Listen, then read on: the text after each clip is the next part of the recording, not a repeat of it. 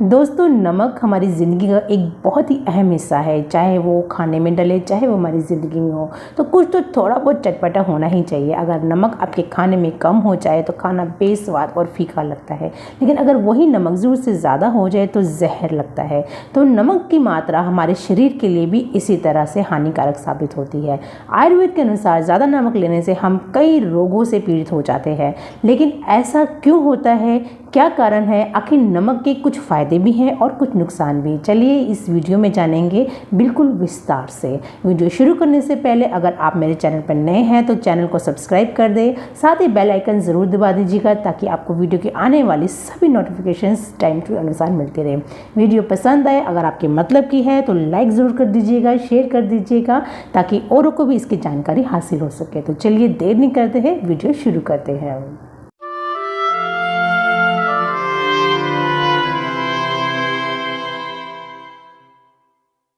दोस्तों, नमक जो है एक तरह से सोडियम क्लोराइड होता है, यानी सोडियम क्लोराइड मीन्स नमक। ये जो है हमारे शरीर की सभी गतिविधियों को चलाने के काम आता है और ये उनके लिए ज़रूरी होता है। लेकिन अगर सोडियम क्लोराइड की वजह से फ्लूइड बैलेंस की मात्रा बढ़ जाती है तो यही हमारे लिए हानिकारक साबित हो जाता है, जिसके चलते हमारे शरीर में वाटर टेंशन की प्रॉब्लम हो जाती है, ब्लॉटिंग की प्रॉब्लम हो जाती है और पानी भरना शुरू हो जाता है। और हमें ऐसा लगता है कि हमारा वेट जो है वो पुट ऑन हो रहा है।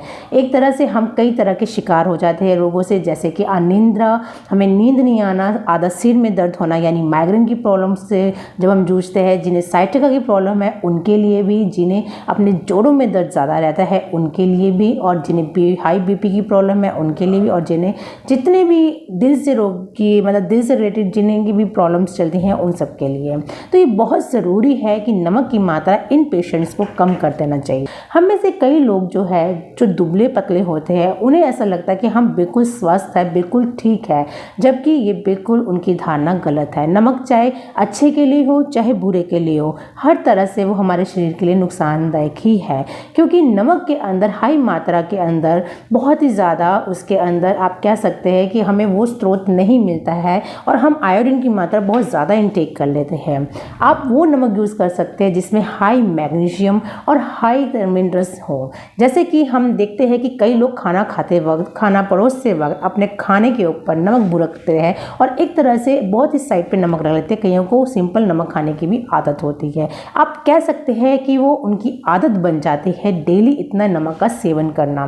तो ये बहुत ही हानिकारक हो जाता है। ऐसे लोगों के लिए बहुत ही ज़रूरी है कि वो अपने नमक को बिल्कुल बदल दे। आप उसकी जगह सेंधा नमक और एक तरह से काला नमक यूज़ कर सकते हैं। ये आपको बहुत फ़ायदा दिलाएगा, क्योंकि इसमें बहुत ही हाई मात्रा में मैग्नीशियम होता है और एक तरह से बहुत ही हाई मात्रा में मिनरल्स होते हैं जो आपके शरीर के लिए बेहद अच्छे हैं।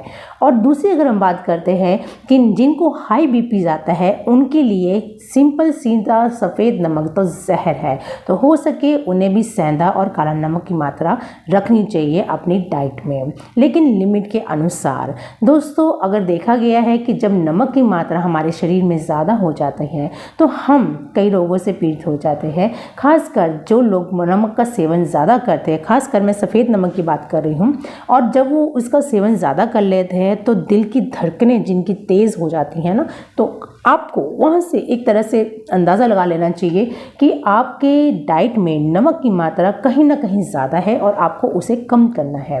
दूसरा हम कहेंगे कि जिनको हाई बीपी की प्रॉब्लम है उन्हें भी एडवाइस दी जाती है कि नमक की मात्रा कम कर दी जाए, तो उन्हें भी सेंधा नमक ही लेना है। अब हम बात करते हैं कि नमक जो है हमारी किडनीज़ के लिए भी बहुत नुकसान है। जितना हम नमक लेंगे उतना ही पानी किडनीज़ में बनता जाएगा, तो ध्यान रखें कि नमक का सेवन कम से कम किया जाए। हम बहुत सी चीज़ें देखते हैं बाज़ार में दोस्तों, जैसे कि चिप्स हो गया, मसाला हो गया, डिब्बा बंद पैक्स फूड्स हो गए, और एक तरह से आप कह सकते हैं चीज़ हो गया, बटर हो गया, इनमें ज़रूरत से ज़्यादा अधिक मात्रा में नमक हमें मिलता है।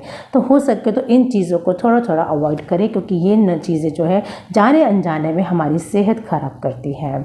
अब हम जानते हैं कि अगर आपको नमक का स्रोत मिनरल्स, मैग्नीशियम्स एक नमक से ही मिलता है, क्या इसके अलावा कोई और भी स्रोत है कि अगर हम नमक का बिल्कुल सेवन ना करते हुए किसी और स्रोत से मैग्नीशियम और सोडियम ले?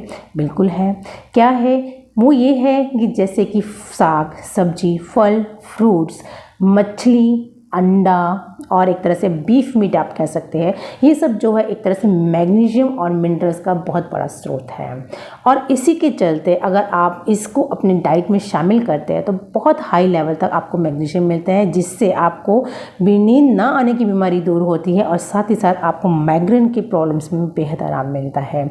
उसके बाद हम बात करते हैं कि अगर ये स्रोत आपको बहुत ही अच्छे से फ़ायदा देते हैं तो ऐसे कौन से स्रोत हैं इनडायरेक्ट वे में जो आपको नहीं लेने हैं, नहीं ग्रहण करने हैं। सबसे पहला डिब्बा बंद फूड्स, जितने भी डिब्बा बंद फूड्स है, गार्निशिंग्स फूड्स है, जैम्स है, जेलीज़ हैं और चिप्स है, बिस्किट्स है, समोसा है, पैटीज़ है, पेस्ट्रीज़ है, इन सबको आप अवॉइड कीजिए क्योंकि ये जो है बहुत ही हाई मात्रा में नमक मिलता है और जब ये बन जाता है काफ़ी दिनों तक स्टोर रहता है। स्टोर होने के चलते जो नमक की मात्रा है इनके अंदर बहुत अच्छी तरह से एब्जॉर्ब हो जाती है और जब आप इसका ग्रहण करते हैं, आपको इसको खाते हैं तो नमक की मात्रा ज़रूर से ज़्यादा आपके शरीर में पहुंच जाती है।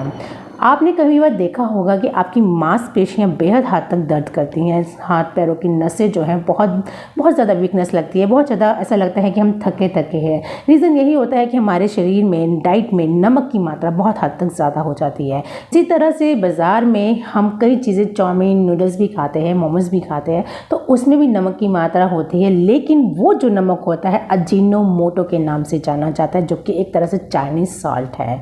अजीनोमोटो के भी बहुत हद तक नुकसान है दोस्तों। ये हम बात करेंगे अगली वीडियो में कि आखिर अजीनोमोटो है क्या और इसका किस तरह से हमारी बॉडी पे नुकसान होता है, कि क्या ये नमक हमें लेना चाहिए या ये नमक से हमें बिल्कुल दूरी बना लेनी चाहिए। उम्मीद करती हूँ कि आपको ये जानकारी अच्छी लगी होगी। मिलती हूँ आपको किसी नई वीडियो के साथ, नई जानकारी के साथ। तब तक के लिए देखते रहिए मेरा YouTube चैनल